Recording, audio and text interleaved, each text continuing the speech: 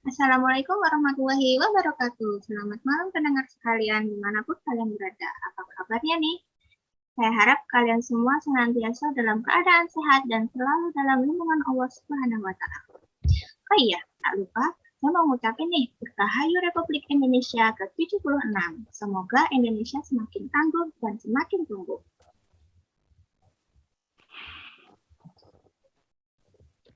Sebelumnya, izinkan saya memperkenalkan diri dulu ya. Nama saya Yuni Susandari. Saya adalah peserta Lasar CPNS tahun 2021 angkatan 67. Nah, pendengar, pada podcast pertama saya ini kita akan membahas tentang topik yang sangat menarik, yaitu aneka dan implementasinya. Apa sih itu aneka? Penasaran kan? Nanti kita bahas bersama-sama ya pendengar.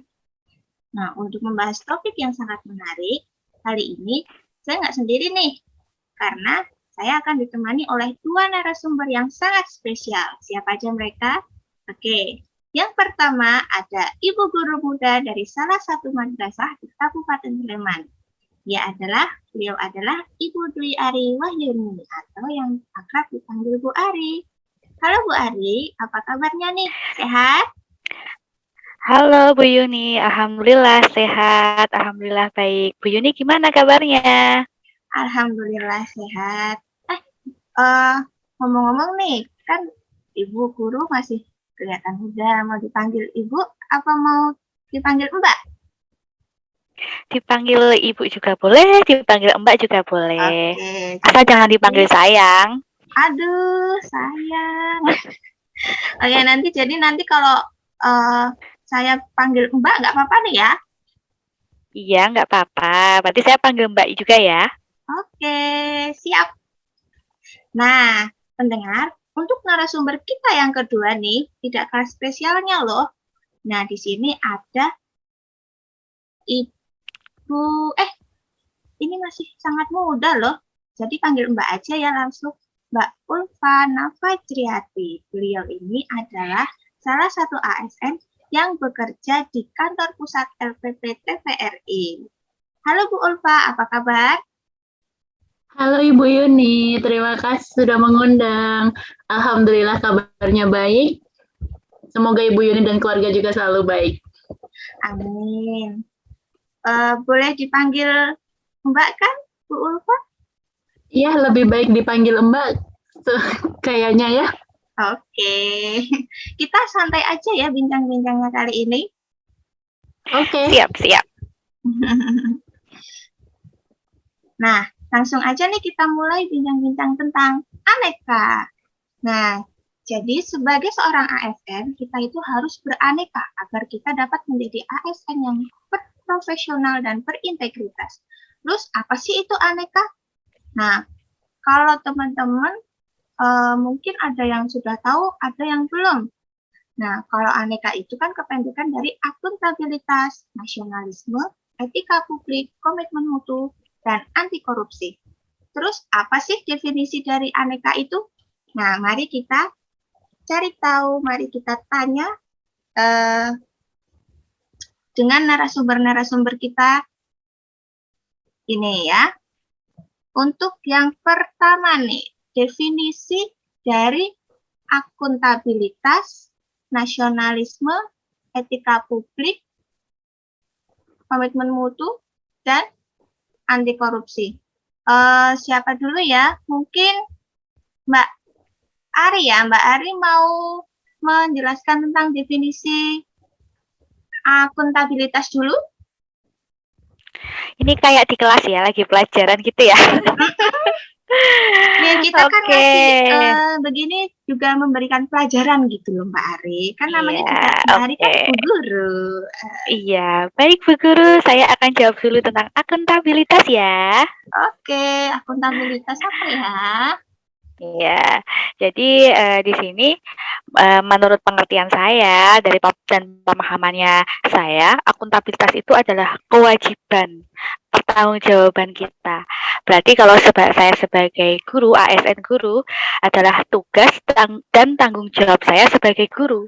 Seperti itu, apa yang harus saya lakukan, lebih kepada tanggung jawabnya, pada kewajibannya, gitu.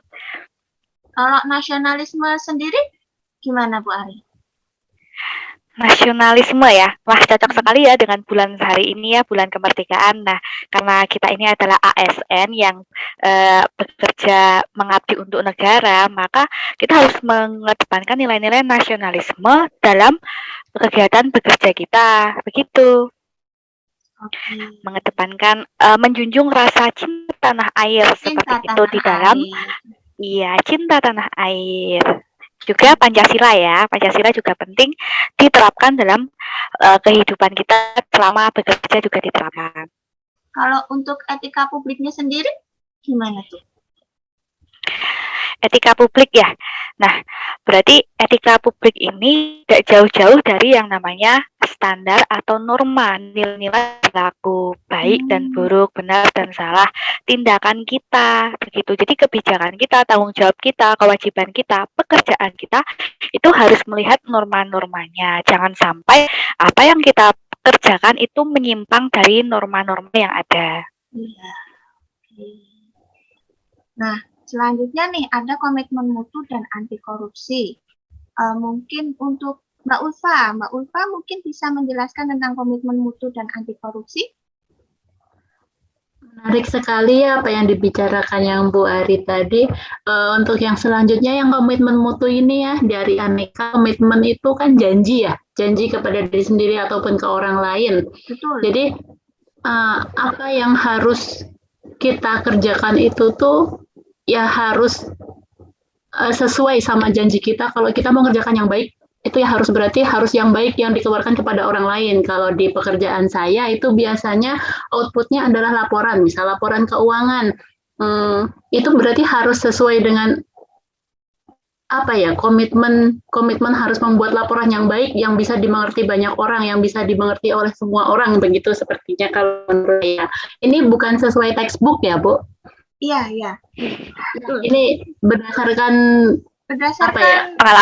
Pengalaman kami sendiri gitu ya, terjun di lapangan. Betul iya, pengalaman terjun di lapangan.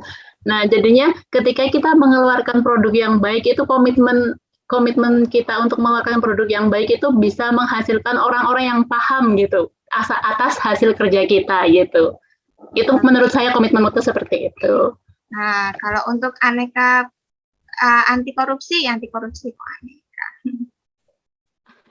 Anti korupsi ini kayaknya semua orang juga sudah paham atas definisinya ya. Anti korupsi itu ya setiap orang bagaimana cara menjaga dirinya sendiri dari hal-hal yang memang di luar norma. Ini berkaitan sama etika ya sebenarnya. Di luar norma yang dalam hal kepegawaian itu tuh misal gratifikasi, penyalahgunaan wewenang, seperti itu. Oke. Nah, itu tadi ya, para pendengar, tentang definisi dari aneka. Jadi kita sudah mendapatkan definisi dari aneka itu sendiri ya, dari Bu Ari dan Mbak Ulfa. Jadi kita lebih paham sih apa itu aneka ya. Nah, untuk selanjutnya nih, seperti apa sih implementasi aneka dalam pekerjaan? Mungkin dalam bidang pendidikan bagi Bu Ari, atau dalam pekerjaan Mbak Ulfa nih. Mungkin siapa dulu nih yang mau jawab? Mungkin Mbak Ulfa dulu deh. Seperti apa implementasi aneka dalam pekerjaannya Mbak Ulfa? Implementasi aneka, menarik ini. Implementasi aneka ini bisa di dalam setiap sendi pekerjaan kita tuh selalu ada gitu ya. Akuntabilitas itu bertanggung jawab atas pekerjaannya. Ketika kita dapat pekerjaan, mau itu gampang maupun itu sulit, itu kita nggak boleh menyepelekan maupun nggak boleh ditinggalkan gitu ya. Jadi kita tetap harus bertanggung jawab atas apa yang menjadi tugas dan kewajiban kita. Terus dalam hal menjalankan tugas itu harus dilandasi rasa nasionalisme, karena kita itu kan pelayan publik, otomatis pelayan publik dan kita pegawai negara.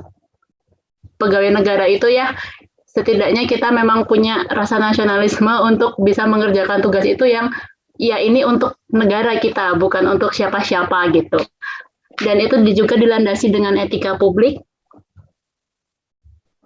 harus selalu bisa menjaga etika dalam setiap menjalankan pekerjaannya, dan komitmen mutu dan anti korupsi yang sudah tadi dibahas di awal tadi ya, definisi tapi rasa-rasa bukan definisi seperti itu. Yang penting pada paham. Itu begitu dari dari Mbak Ulfa ya. Mungkin selanjutnya kalau menurut Bu Ari nih, kan Bu Ari bekerja di bidang pendidikan sebagai seorang guru nih ya. Implementasinya bagaimana sih implementasi aneka itu?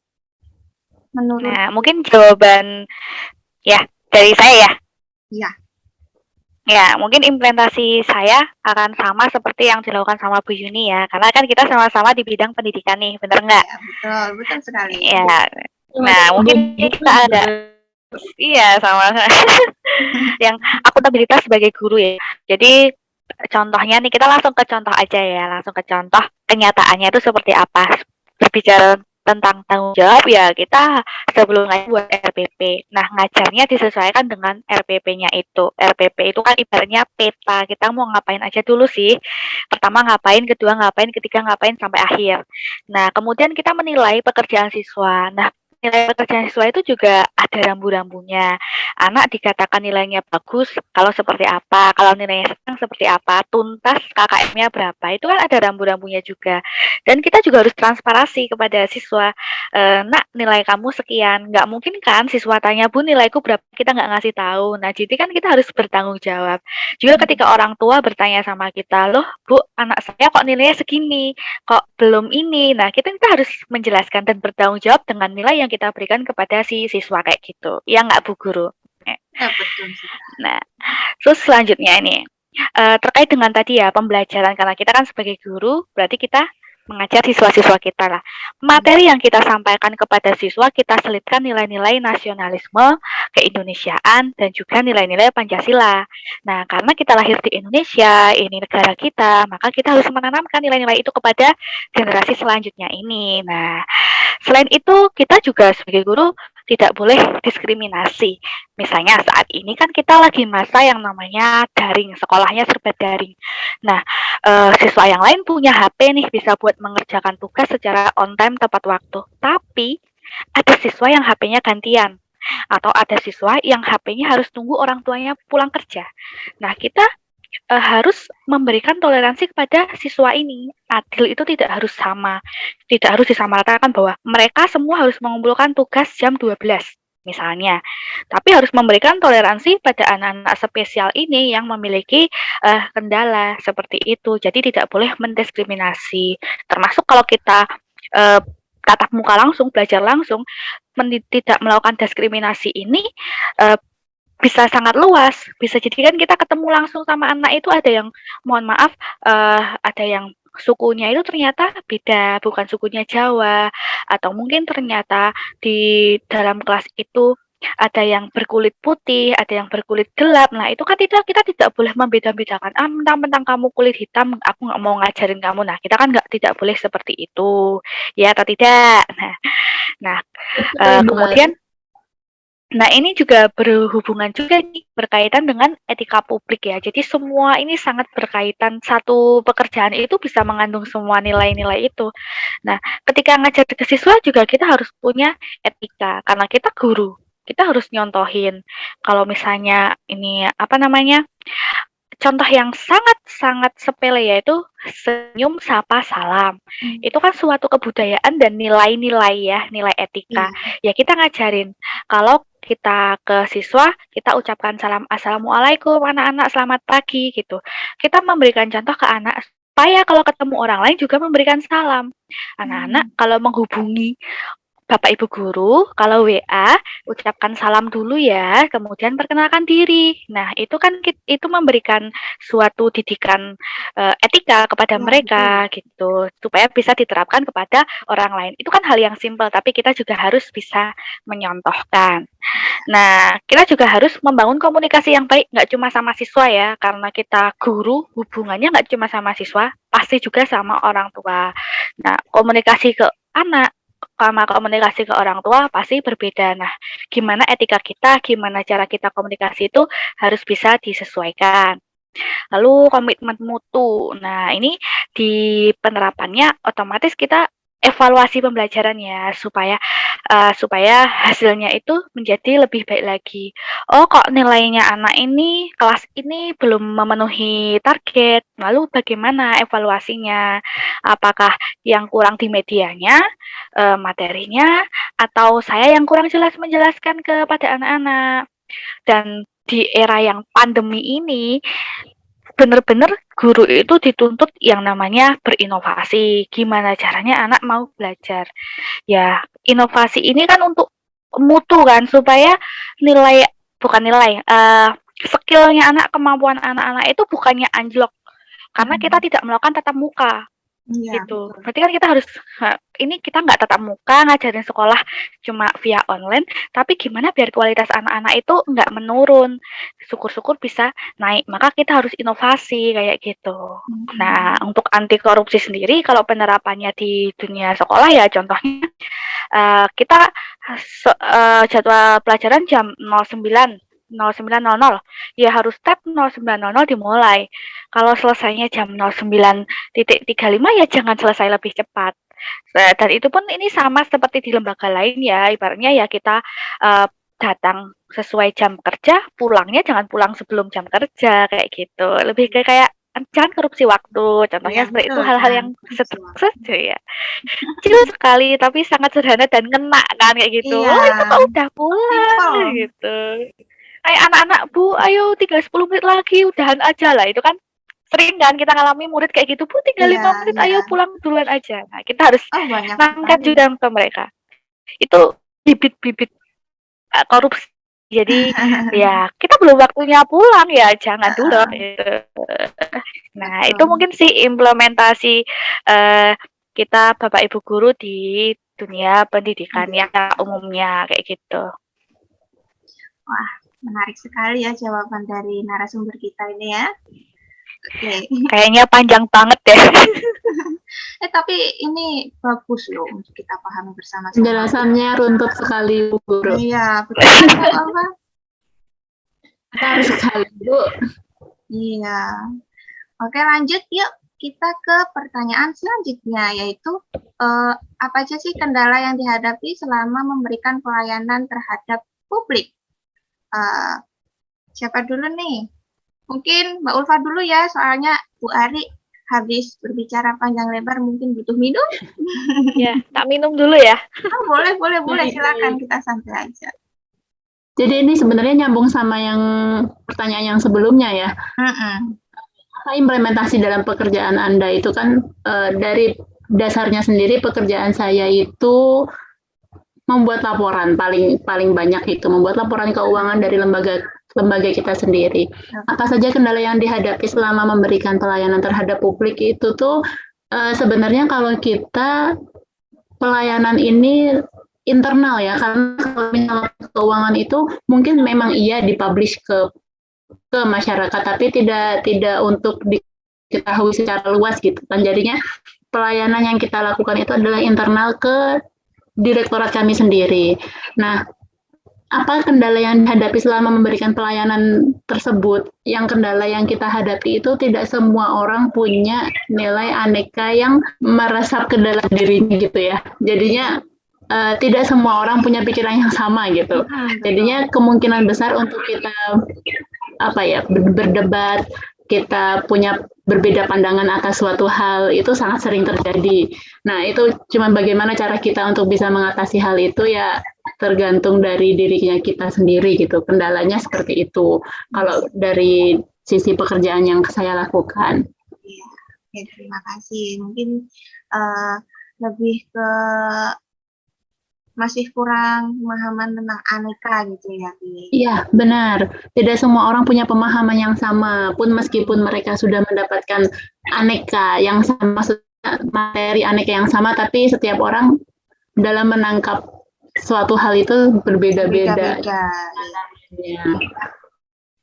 Mungkin kalau menurut Bu Ari sendiri kendalanya dalam memberikan pelayanan terhadap publik di sini mungkin siswa gitu ya, Bu Ari. Ya, Iya, sangat. tapi saya sependapat dengan Mbak Ulfa, karena memang beda orang beda cara berpikir, jadi persepsinya berbeda, paradigmanya berbeda.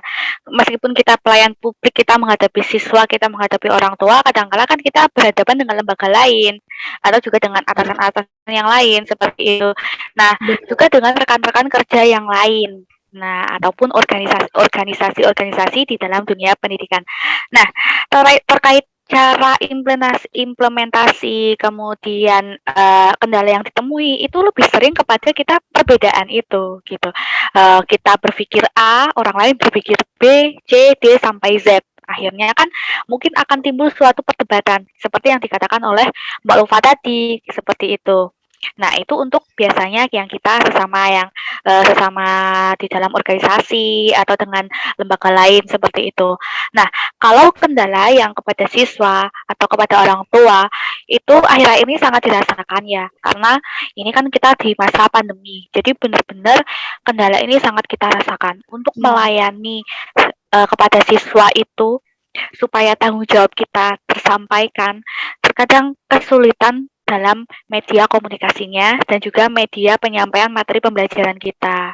Ditambah lagi dengan kondisi ekonomi dan kondisi keluarga lain dari anak-anak didik kita itu kan berbeda-beda, sehingga kita mau menerapkan aneka tetapi kurang mendapatkan dukungan dari siswa atau keluarga siswa itu sendiri, sehingga kadangkala target aneka yang ingin kita terapkan itu tidak tercapai, begitu.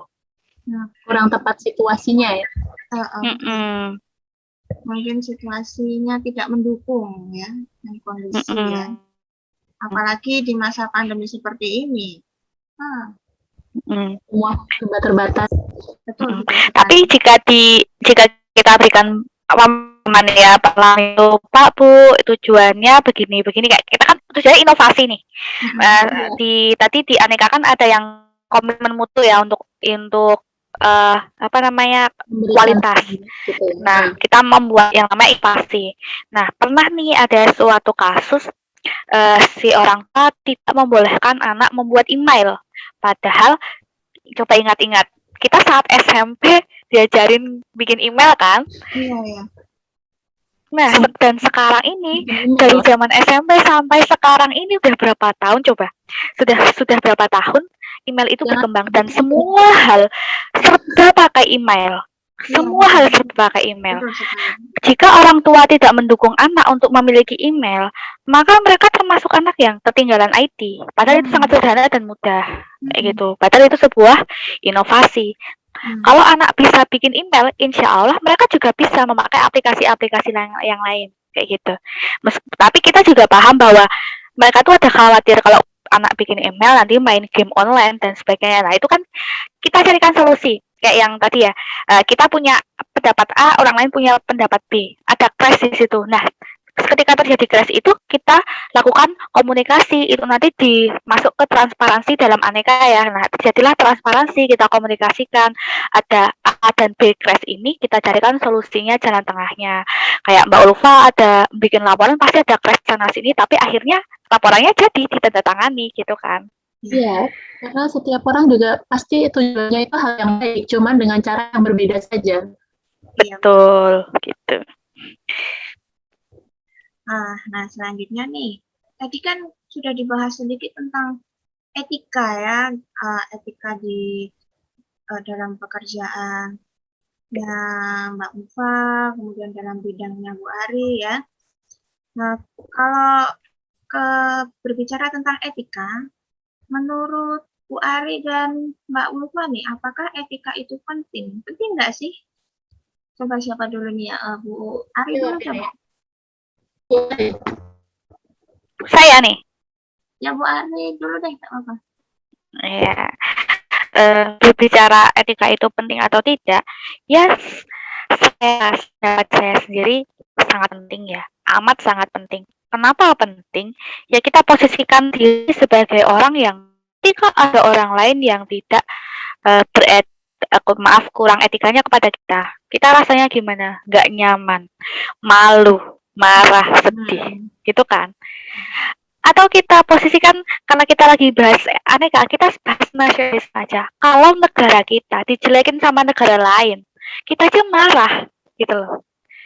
Nah, maka kita juga itu berarti kita sadar bahwa oh itu penting, etika itu penting, gitu. Apalagi kalau kita mendengar anak-anak didik kita berbicara yang kurang sopan, itu kan termasuk dalam etika. Ya, atau tidak tahu caranya menyapa yang baik, tidak tahu caranya mengucap salam, memperkenalkan diri. Pernah loh saya dapat WA dari murid itu kayak gitu. Zaman-zaman peralihan BBM ke WhatsApp. WA-nya saya gitu. Tugasnya. Kita sebagai guru dan orang tua rasanya gimana? Miris sekali. Kayak etika itu sangat penting gitu loh. Dan juga malu gitu. Ya ampun malu rasanya gitu. Nanti kalau itu disampaikan kepada orang lain, nge-PP ke orang lain, ini gurunya siapa? Gurunya nggak ngajarin. Gitu. Gurunya nggak ngajarin sopan kayak Guru gitu. lagi ya. Yang disalahin dia lagi, yang disalahin gurunya gitu. Kan di sekolahin nggak diajarin sama gurunya di sekolah gitu kan? Ya gurunya yang kena gitu. Jadi ini sangat penting dan etika ini memang harus diajarkan dan diterapkan, diberikan contoh kayak gitu. Dan implementasinya memang nggak cuma di tempat kerja kita sebenarnya. Secara nggak sadar lama-lama juga akan terbawa di dunia sekitar kita. Loh, kamu kan ASN masa nggak ngasih contoh, dan kita juga merasa tanggung jawab tadi ya. Oh iya, saya itu ASN, jadi kan harus memberikan contoh kepada orang lain kayak gitu. Oke, Benar-benar harus kita itu ya dari itu. Sependapat sama pendapatnya Bu Ari tadi, sangat penting maupun pendapat secara pribadi maupun pendapat secara definisi, sepertinya memang etika itu sangat penting, mendasar, harus diajarkan sejak kecil, karena nggak cuma di masyarakat umum aja ya, nggak cuma di sekolah ya, maksudnya ketika kita berhubungan sama, misal kita di lembaga, saya berhubungan dengan lembaga lain, misalnya Kemenkeu, atau kita misalnya berhubungan dengan lembaga Kominfo, atau manapun, kita berhubungan pas pertamanya, nggak mungkin langsung to the point apa tujuannya kan, masa iya nggak ada sapa atau salam dahulu, kan dikiranya ini orang kenapa, ini orang apa gitu kan, nggak ada pembukaan, tiba-tiba langsung ngomong butuh ini, butuh itu, butuh ini, butuh itu, kamu siapa gitu. Kayak yang kita itu hidup bermasyarakat, baik dalam pekerjaan maupun dalam masyarakat secara umum, kita tetap butuh etika, tetap butuh untuk bisa mengaplikasikan etika itu dalam kehidupan sehari-hari, dalam kehidupan setiap menitnya, nggak cuma dalam kehidupan sehari-hari ya. Betul. Tuh, penting, etika itu penting loh pendengar, makanya kita harus belajar ya. Bukan belajar sih, memang kita tuh harus bisa menerapkan etika dimanapun, mau lewat internet.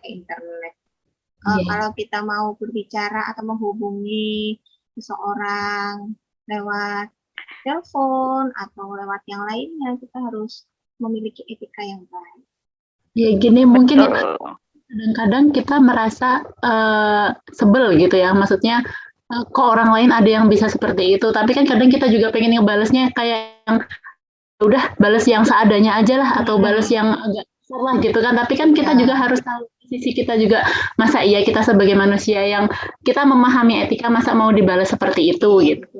Kembali lagi ke kesadaran ya, kesadaran itu. Kalau kita berlaku sama dengan orang itu, berarti apa bedanya kita dengan orang itu? Iya, benar. Oke, lanjut ya. Ini masih ada 2 pertanyaan lagi. Untuk pertanyaan yang selanjutnya nih, bagaimana cara ASN di kantor Mbak dan Ibu sekalian menerapkan budaya aneka nih? Kalau menurut Mbak Ulfa dulu nih, bagaimana cara ASN di kantor Mbak Ulfa menerapkan budaya aneka? Menerapkan budaya aneka di sini implementasinya kalau paling gampang ya, contoh aja setiap lembaga itu kan dinilai sama BPK gitu ya, Badan Pemeriksa Keuangan. Ya, betul. Nah, itu sangat-sangat membutuhkan budaya aneka dalam kita itu tuh untuk menyampaikan data kepada BPK, dalam kita menyediakan semua yang dibutuhkan BPK sehingga nanti opini BPK kepada lembaga kita itu memang opini yang sebenarnya gitu. Jadi kalau di lembaga ini kan budaya aneka itu kayak akuntabilitas, tanggung jawab kita atas laporan yang kita keluarkan, lalu bagaimana cara kita menjawab pertanyaan-pertanyaan BPK, bagaimana ketika BPK tidak menemukan ini seharusnya bukan yang seperti ini, kita bagaimana cara menyikapinya seperti itu aneka sangat dibutuhkan dalam hal seperti itu. Makanya sangat penting sekali untuk bisa mengimplementasikan si aneka ini dalam setiap pekerjaannya, karena penilaian BPK itu memang 1 tahun sekali, tapi 1 tahun itu kan setiap hari itu laporan diproses, jadi kan tetap aja setiap hari itu memang harus membutuhkan budaya aneka untuk mengerjakan laporan itu gitu. Kalau dari segi pekerjaan yang saya lakukan. Seperti itu Bu Yuni. Itu contoh yang paling gampang sih itu ya. Ya. Kalau menurut Bu Ari, bagaimana cara ASN di kantor Bu Ari menerapkan budaya aneka? Nggak jauh berbeda ya dengan Mbak Ulfa ya, karena kalau di tempatnya Mbak Ulfa kan ada penilaian sama aja. Kita di sekolah juga ada yang penilaian, bener nggak? Kalau di tempat kita bahasanya supervisi akademik. Nah, ini kan kalau yang para guru ini, yang pendengarnya adalah Bapak Ibu guru pasti tahu bahwa kita punya perangkat pembelajaran yang akan dinilai sama Bapak Ibu pengawas. Perangkat pembelajarannya banyak banget, mulai dari RPP, silabus, dan sebagainya. Nah, itu kan tidak yang kita kerjakan instan. Yang kita kan berproses tiap hari. Daftar hadif, daftar nilai, dan sebagainya itu kita proses. Yang nanti akan sewaktu-waktu ditanyakan oleh Bapak Ibu pengawas. Kayak saya besok Sabtu nih ada supervisi akademik. Akan ditanya itu perangkat saya, dan perangkat itu kan nggak ujuk-ujuk 1 menit jadi cetek. Kayak gitu, kayak sulap kayak gitu, nggak mungkin. Itu proses setiap harinya. Ya memang anekanya sama Pak Pengawas nggak ditanyakan. Akuntabilitas apa, nasionalisme apa sama Bapak Ibu pengawas emang nggak akan ditanyakan, tapi kan aneka itu kan terjadi setiap hari selama kita bekerja gitu, dan secara tidak langsung pun akan tertanam pada diri kita buat menyelesaikan supervisi itu. Belum lagi nanti kalau akreditasi. Nah, kalau sudah Bapak Ibu guru yang sudah melakukan akreditasi pasti tahulah rasanya seperti apa. Nah, itu penilaian itu adanya penilaian itu ada proses di belakangnya, selama 1 tahun, 2 tahun ke belakang itu sudah melakukan apa saja. Benar nggak sih kamu itu setahun kemarin itu ngajar, buktinya mana? Nah, itu lebih seperti kayak kalau Bu Ulfa tadi laporan, ya sama, ini loh laporannya 1 tahun kemarin kita. Ini loh saya ngajarnya kemarin ini. Jadi ada pembuktiannya pada perangkat pembelajarannya kita. Kalau untuk resiko dan tantangan, apa saja yang dijumpai dalam penerapan aneka di tempat kerja sendiri, Bu Ari, gimana? Resiko dan tantangan ya, ini menurut saya sih 11-12 dengan pertanyaan yang tadi tentang kendala ya. Jadi lebih ke tantangan kita itu ketika kita bertemu dengan pihak yang belum satu frekuensi sama kita. Jadi kita pengennya bisa profesional, bisa bertanggung jawab dengan tugas kita, tetapi kita menemui orang lain yang belum sefrekuensi. Dia juga beraneka, tetapi belum klik sama kita anekanya gitu. Iya. Terus kalau menurut Mbak Ulfa sendiri nih, resiko dan tantangan apa sih yang dihadapi dalam penerapan aneka di tempat pekerjaan? Kalau misal tantangan itu memang seperti yang kendala tadi ya, sama seperti yang Bu Yuni katakan tadi, belum tentu kita menemukan orang yang sama frekuensinya sama kita, tapi Dan resiko yang harus kita temui itu kan berarti hasil dari tantangan itu ya. Maksudnya resikonya ya kita mau maju atau kita mau bagaimana atau kita mau mundur aja dari pendapat kita gitu kan. Itu resikonya ada di lembaga kita sendiri gitu. Misal ada orang lain yang punya pendapat A dan saya punya pendapat B. Tapi hasil dari pendapat itu harus disampaikan kepada pihak penilai. Nah, ketika kita menyampaikan hal yang berbeda, otomatis kan resikonya nanti kan nilai lembaga itu kan jadi turun gitu ya. Betul, betul. Otomatis kita berdua sama-sama pengen hal yang baik dua-duanya. Cuman cara penyampaiannya kita berbeda yang mengakibatkan orang lain itu menangkap informasinya juga berbeda gitu. Jadinya otomatis tidak akan ada nilai yang sempurna ketika ada dua pendapat yang berbeda meskipun itu dua-duanya baik gitu. Oke, mungkin bisa jadi saling melengkapi, tapi kalau misal dua-duanya adalah saling yang berlawanan, itu sangat berbahaya sekali untuk penilaian dari orang lain gitu ya. Betul, karena saat ada penilaian itu kan sering kali loh, ini kok nggak kompak sih yang dinilai kan lembaganya gitu. Kok beda sih gitu ya. Salah kita seorang atau orang lain sendiri nanti yang jatuh adalah nama lembaganya bukan kita sendiri. Ya, betul sekali. Harus kompak. Itulah pentingnya nilai aneka itu tadi ya mungkin. Maksudnya disamakan dulu lah gimana cara berpikirnya kita sebelum kita menjawab atas nama lembaga kepada lembaga lain gitu. Iya. Betul. Wah, menarik sekali ya perbincangan kita kali ini. Nah, tak terasa kita sudah di penghujung waktu nih, Bu Ari dan Mbak Ulfa. Sudah lama ya? Nggak kerasa ya, nggak sadar. Saya. Nah, mungkin itu tadi yang bisa kita bahas bersama-sama tentang aneka, akuntabilitas, nasionalisme, etika publik, komitmen mutu, dan anti korupsi. Semoga pendengar ini bisa menjadi lebih memahami tentang aneka ya. Nah, mungkin itu tadi perbincangan kita mengenai aneka dan implementasinya.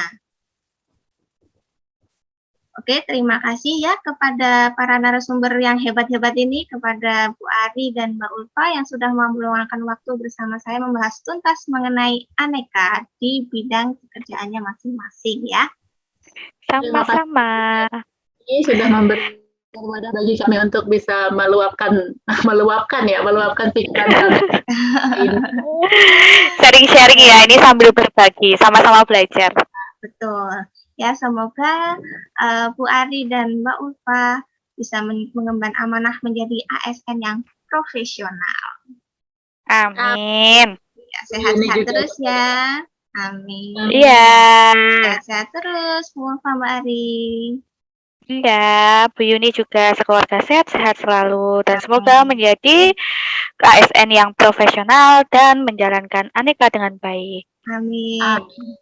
Nah, sampai di sini perbincangan kita. Semoga apa yang sudah kita bahas tadi bermanfaat untuk kita semua, khususnya para pendengar dimanapun kalian berada. Sekian dari saya. Assalamualaikum warahmatullahi wabarakatuh.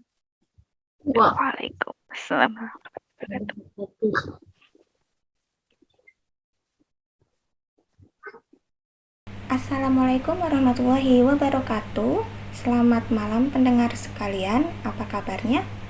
Saya harap kalian dalam keadaan sehat dimanapun kalian berada. Nah, kali ini kita akan membahas sedikit mengenai bagaimana sih pelayanan pemerintah menurut pendapat beberapa masyarakat kita. Nah, di sini kita kedatangan 2 tamu spesial. Oke. Yang pertama ini nanti ada Mas Rizky, nanti kita panggil Mas Rizky. Nah, Mas Rizky ini bekerja di salah satu universitas di Yogyakarta di bagian IT. Nah, yang kedua narasumber kita ada Ibu Indah Mainiwati. Ibu Indah ini juga kelihatannya masih muda, tapi lebih baik dia dipanggil Mbak aja deh ya. Mbak apa Bu? Ibu aja. Oke, Ibu. Ya, Ibu apa Tante? Aduh, Ibu aja. Oke, Ibu ya. Nah, Bu Indah ini adalah ibu rumah tangga ya, benar ya Bu Indah? Iya, benar. Oke. Nah, di sini nanti ada beberapa pertanyaan yang akan saya sampaikan. Kita berbincangnya santai aja ya, Mas Rizky dan Bu Indah. Siap. Nah, langsung saja ya untuk pertanyaan yang pertama nih, mengenai pelayanan pemerintah saat ini. Bagaimana sih menurut pendapat Ibu dan Mas tentang pelayanan pemerintah saat ini? Siapa nih yang mau jawab? Mas Rizky mungkin? Oh ya, boleh. Oke, perkenalkan dulu, nama saya Muhammad Rizky Alfarezi. Saya bekerja di salah satu universitas perguruan tinggi di Yogyakarta, di bidang pengembangan IT. Untuk menurut saya, pelayanan pemerintah saat ini cukup baik di beberapa bidang, namun di beberapa bidang masih memerlukan perbaikan lagi. Yang sudah cukup baik yaitu mungkin bisa dikatakan BPJS, karena sudah bisa digunakan untuk digunakan untuk masyarakat Indonesia lah, walaupun di beberapa tempat masih perlu perbaikan, seperti hanya ada satu vaskes yang bisa dikunjungi, hanya satu vaskes yang bisa dikunjungi. Kemudian juga untuk beberapa masyarakat pun bahkan yang golongan terendah pun masih agak berat dan seperti itu. Kemudian di bidang pendidikan pun, untuk di bidang pendidikan saya sendiri dari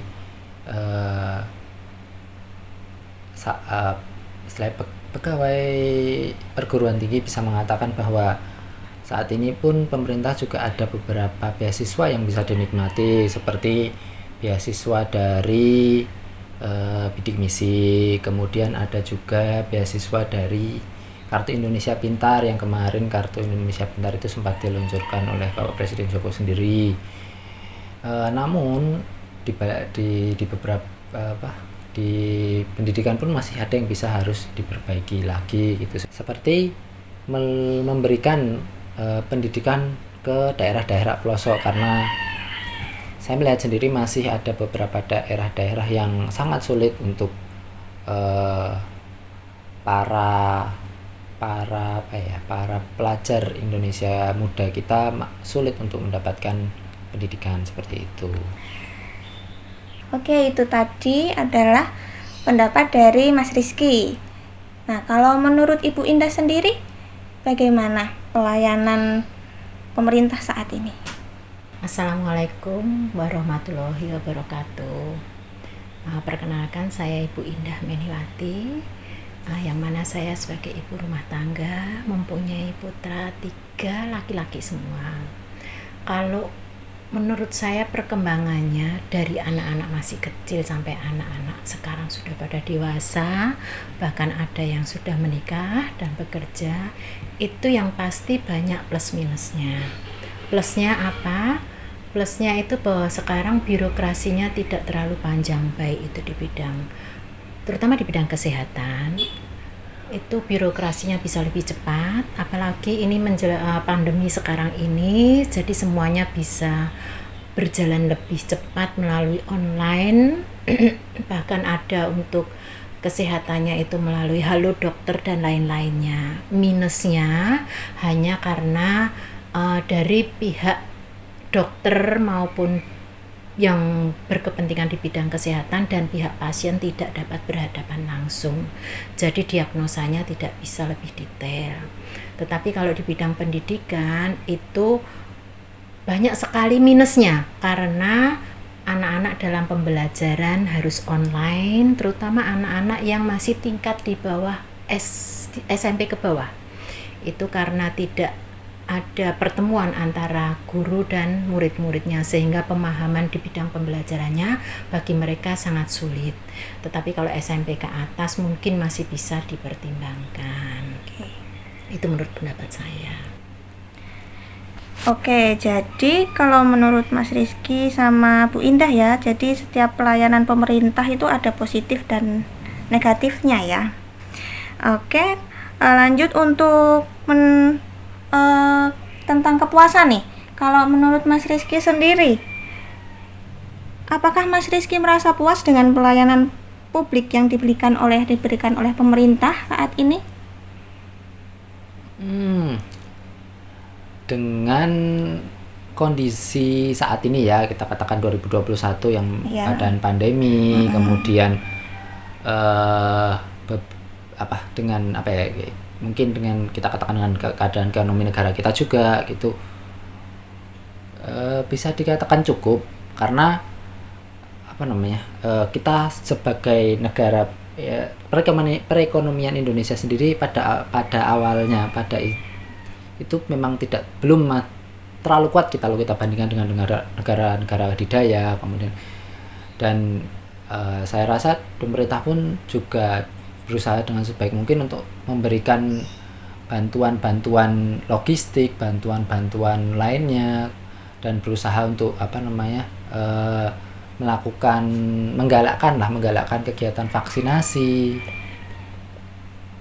dan di segala lokasi. Jadi vaksinasi juga akan segera tersebar, kemudian juga berusaha untuk meringankan beban dari masyarakat, terutama yang terdeteksi positif COVID itu, agar ketika isolasi mandiri juga bisa lebih ringan bebannya, seperti itu.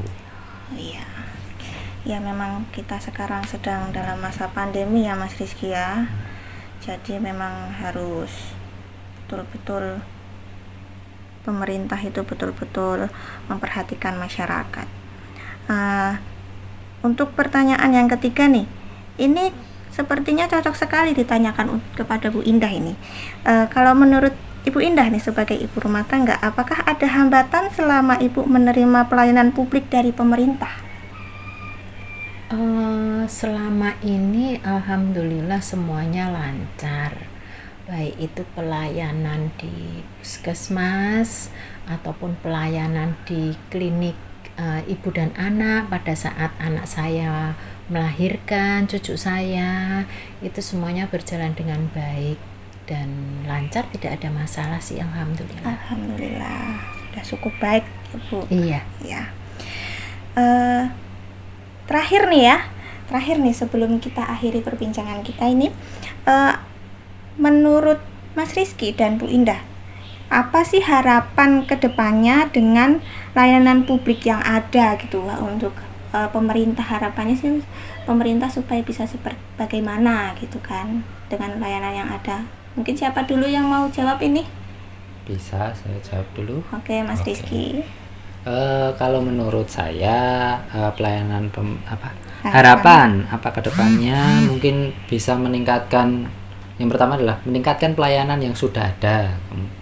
Seperti seperti saya bilang tadi ya, pada awal-awal kan sudah ada pemerintah, sudah ada BPJS, kemudian beasiswa bidik misi. Nah, bisa dikembangkan lagi mungkin dengan BPJS itu tadi. Tidak harus dengan menurunkan iuran BPJS itu, tidak, tapi bisa menyebar kalau sekarang kan kalau vaskes pertama itu kan hanya bisa di satu tempat. Bisa nanti kita alokasikan bahwa vaskes pertama itu adalah seluruh puskesmas. Nah, jadi kan masyarakat dimanapun dia berada tuh masih bisa menikmati BPJS tersebut. Jadi walaupun dia belajar di luar kota atau seperti apapun, seperti itu salah satunya saja sih. Kemudian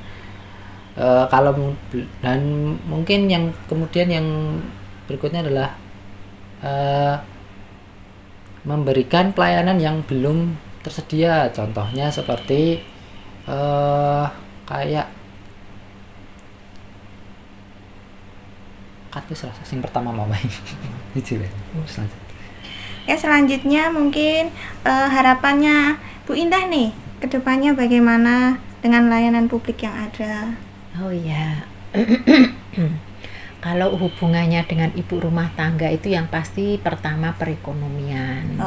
Yang jelas. Ada hubungannya dengan sandang dan pangan, terutama pangan.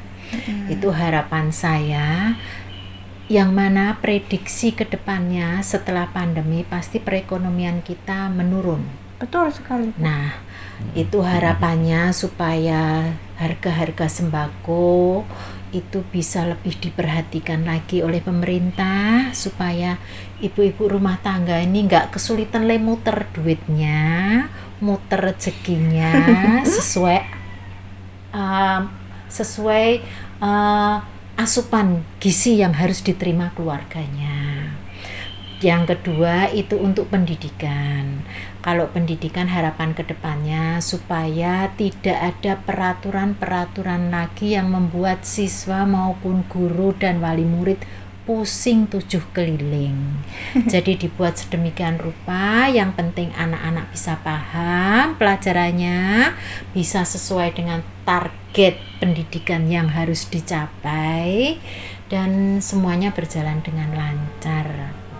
Jangan seperti sekarang anak-anak belajar, ibu rumah tangga mikirkan belanja sambil belajar. Betul pusing sekali. Bu, iya. Ya itu saja, Mbak. Ya, kesulitannya saat ini seperti itu ya. Iya. Baik, itu tadi adalah sedikit jawaban atas pertanyaan yang sudah saya berikan tentang bagaimana sih pelayanan publik yang sudah disediakan oleh pemerintah. Terima kasih kepada Ibu Indah dan Mas Rizky yang sudah berkenan untuk menemani saya di sini untuk memberikan sedikit pendapatnya. Semoga apa yang tadi kita perbincangkan bisa didengar oleh para yang pemerintah atau oleh para yang bersangkutan. Amin. Amin ya. Oke, sampai sini dulu perbincangan kita. Sampai ketemu di podcast berikutnya. Assalamualaikum warahmatullahi wabarakatuh. Waalaikumsalam warahmatullahi wabarakatuh.